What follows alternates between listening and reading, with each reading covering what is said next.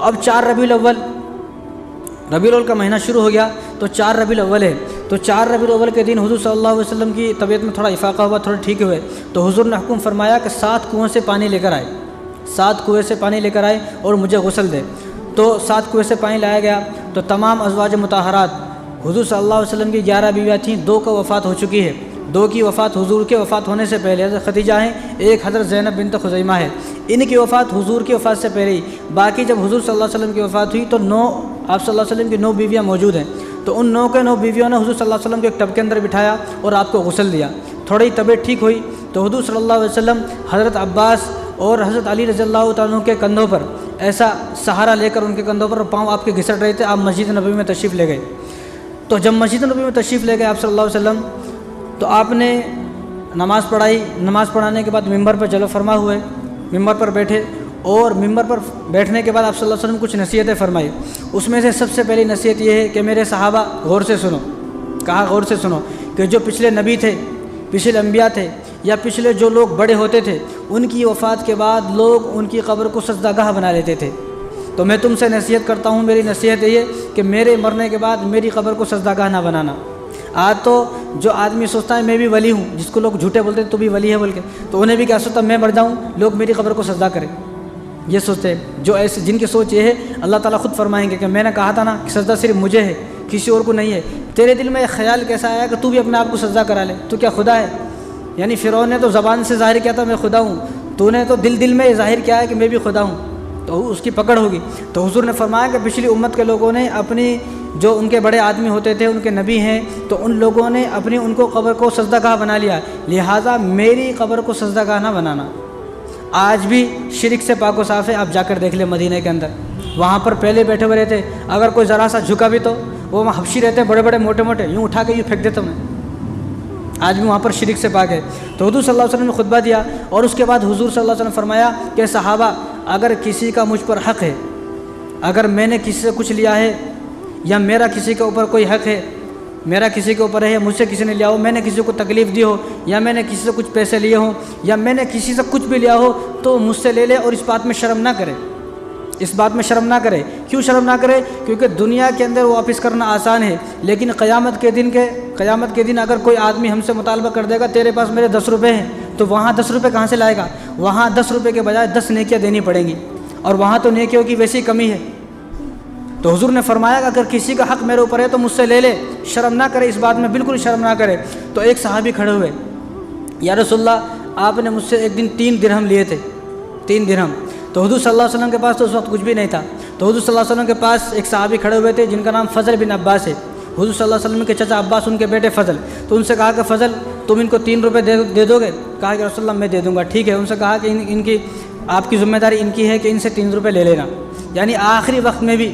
حضور نے فرمایا کہ میرا آج تو ہم لوگوں نے کتنے کی لوگوں کی زمینوں پر قبضہ کیا ہوا ہے، کتنے لوگوں کی زمینوں کو ہڑپ گئے، اور کتنے لوگوں کی چوریاں کر لی، اور کتنے لوگوں کی جو ہے پیسوں کو ہڑپ کر کے بیٹھے، ہمیں خیال ہی نہیں ہے۔ اگر ہم نے دنیا کے اندر واپس نہیں کیے تو قیامت کے دن اپنے نامہ اعمال میں سے ہمیں نیکیاں دینی پڑیں گی۔ تو اس لیے مرنے سے پہلے جو آج ہمارے پاس ہے، اگر کسی سے کچھ لیا ہے تو اس کو واپس کر دیں۔ جب یہ حضور فرما رہے ہیں، حضور فرمائیں کہ اگر کسی کا ہے تو لے لے، شرم نہ کرے، کیونکہ دنیا کے اندر دینا آسان ہے، قیامت کے اندر میں واپس نہیں کر سکتا، وہ بڑا سخت دن ہوگا۔ تو ہمارا کیا حال ہوگا؟ تو ہمیں بھی اگر کسی کا کوئی پیسہ لیا ہے، کسی کا کوئی حق دبائے ہوئے، زمینوں پر قبضے، یہ سب کچھ کیے ہوئے ہیں، تو واپس کریں تاکہ ہم قیامت کے دن آسانی کے ساتھ جنت میں داخل ہو جائے۔ تو اس لیے حضور نے فرمایا، اس کے بعد حضور نے نصیحت دوسری فرمائی، حضور نے فرمایا کہ صحابہ مجھے تم سے شرک کا ڈر نہیں ہے، مجھے یہ ڈر نہیں ہے تم شرک کر بیٹھو گے، مجھے ڈر یہ ہے کہ تم دنیا پرست نہ بن جاؤ۔ آج یہی ہے، آج آدمی ہم نام کو مسجد میں تو آ رہے شرک سے تو پاک ہیں، لیکن دنیا کے پیچھے لگے ہوئے ہیں۔ تو حضور نے فرمایا کہ مجھے شرک کا تو ڈر نہیں ہے، تم شرک نہیں کرو گے، لیکن تم دنیا کے اندر ضرور، اور دنیا پرست ضرور بن جاؤ گے، دنیا کا لالچ تمہارے اندر اور پیسوں کی محبت تمہارے اندر آ جائے گی۔ اس کے بعد حضور صلی اللہ علیہ وسلم آگے، تو حضور صلی اللہ علیہ وسلم جمعرات کا دن ہے، 8 ربیع الاول ہے،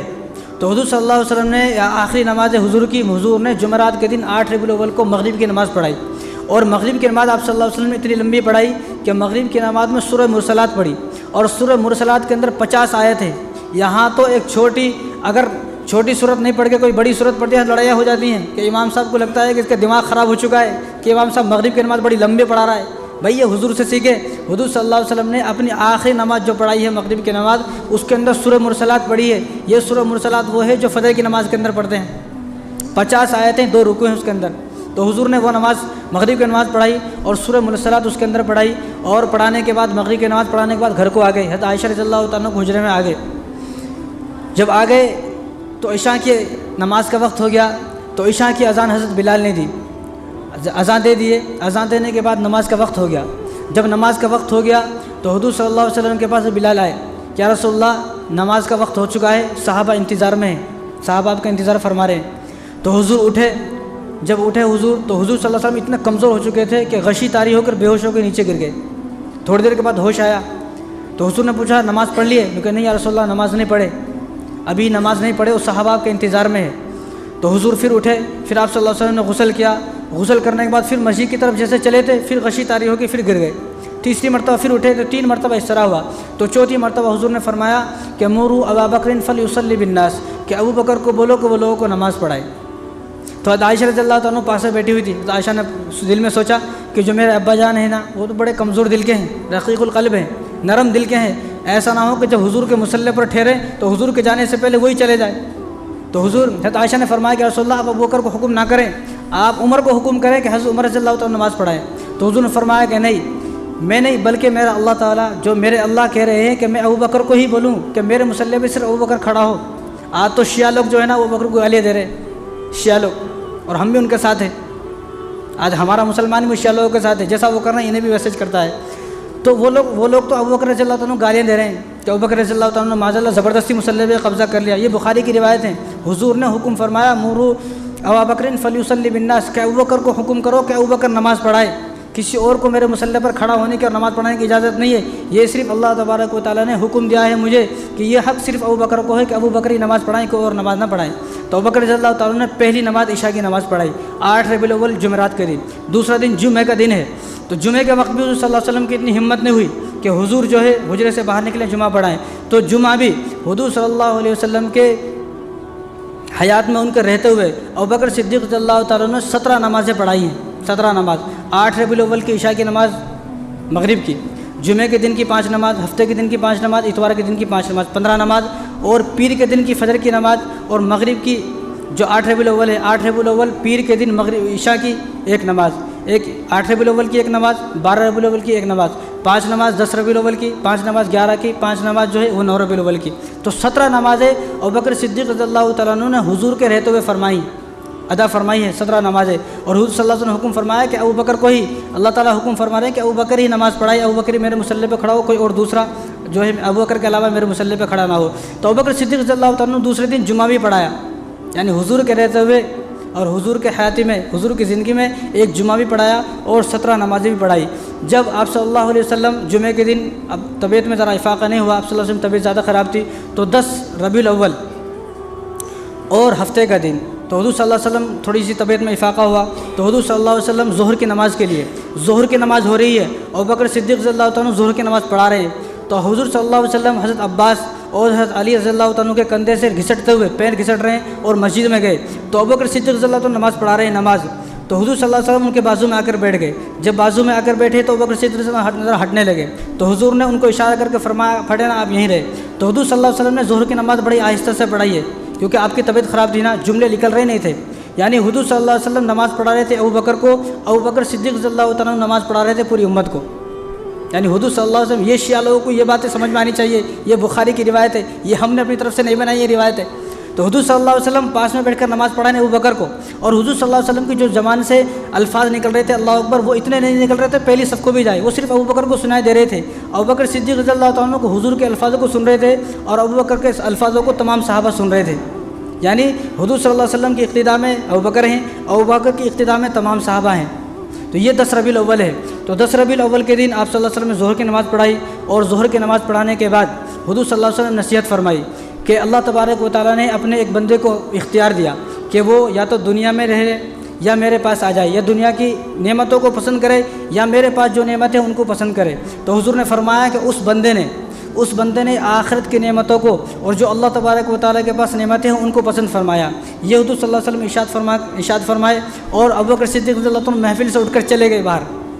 محفل سے اٹھ کر باہر چلے گئے، رونے لگے۔ تو صحابہ نے پھر پوچھا ابو بکر کو کیا ہوا آپ رو رہے ہیں؟ تو ابو بکر نے فرمایا کہ حضور نے جو فرمایا نا کہ ایک بندے کو اللہ تبارک و تعالیٰ نے اختیار دیا، یا تو وہ دنیا کو پسند کرے یا آخرت کی نعمتوں کو پسند کرے، لیکن اس بندے نے آخرت کی نعمت کو پسند کر لیا ہے، تو ابو بکر نے فرمایا کہ وہ آدمی کوئی اور نہیں ہے بلکہ وہ آدمی حضور صلی اللہ علیہ وسلم خود ہے، کہ حضور صلی اللہ علیہ وسلم نے جو اختیار